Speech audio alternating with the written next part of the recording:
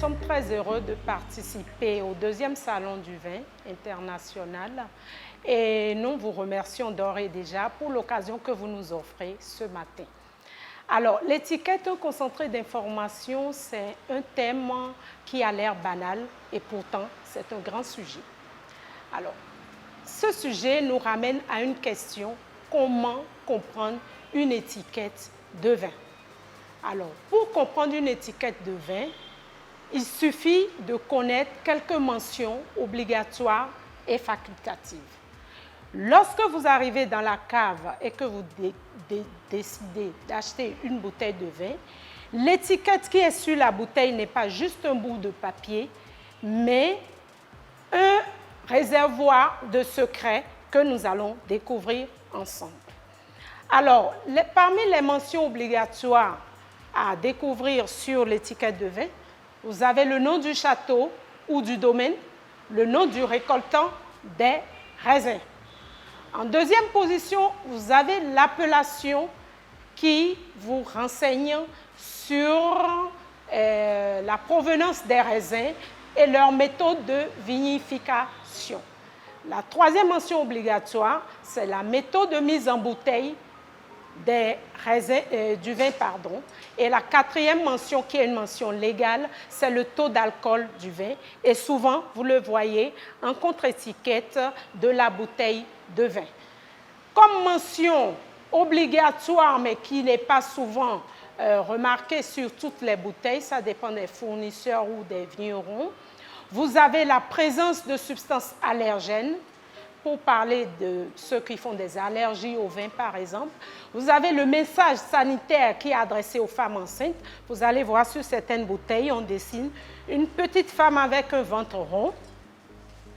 Et vous avez aussi le volume qui renseigne sur la contenance de vin dans la bouteille. Et pour finir, vous avez le numéro d'identification du lot de la bouteille qui vous permet de tracer la bouteille, bien entendu. Et maintenant, parmi les mentions facultatives, vous avez le millésime. Le millésime, c'est l'année de récolte des raisins. Par exemple, pour ce vin, le millésime est de 2014.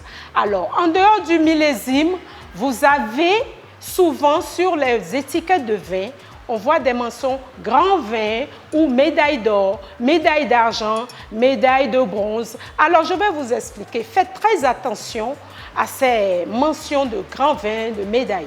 Parce que lorsque ils ne sont pas encadrés par la loi réglementée dans le pays en question, ils ne certifient pas la qualité du vin qui est à l'intérieur de la bouteille.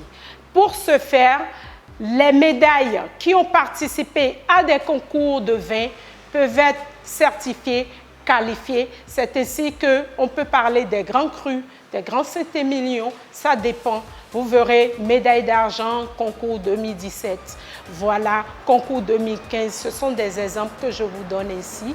Et en dehors de ça, comme dernière mention facultative, vous avez la façon dont les pratiques ont été faites dans le vignoble. Par exemple, il y a des vins qui sont issus d'une agriculture biologique et c'est pour ça que sur certaines étiquettes, vous voyez issus de l'agriculture biologique et on les appelle des vins bio. Pour finir, chers amateurs de vin, amis du bon vin, je vous conseille vraiment, je vous exhorte à aller dans les vraies caves pour acheter vos vins. N'achetez pas n'importe où, n'achetez pas dans les marchés. Vous vous exposez aux problèmes de santé. Rapprochez-vous des professionnels, des cavistes, des gens qui ont la passion du vin.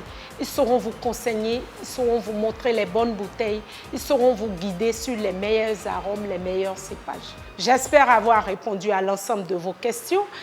J'espère vous avoir apporté un plus à votre enseignement, à votre connaissance sur l'étiquette de vin.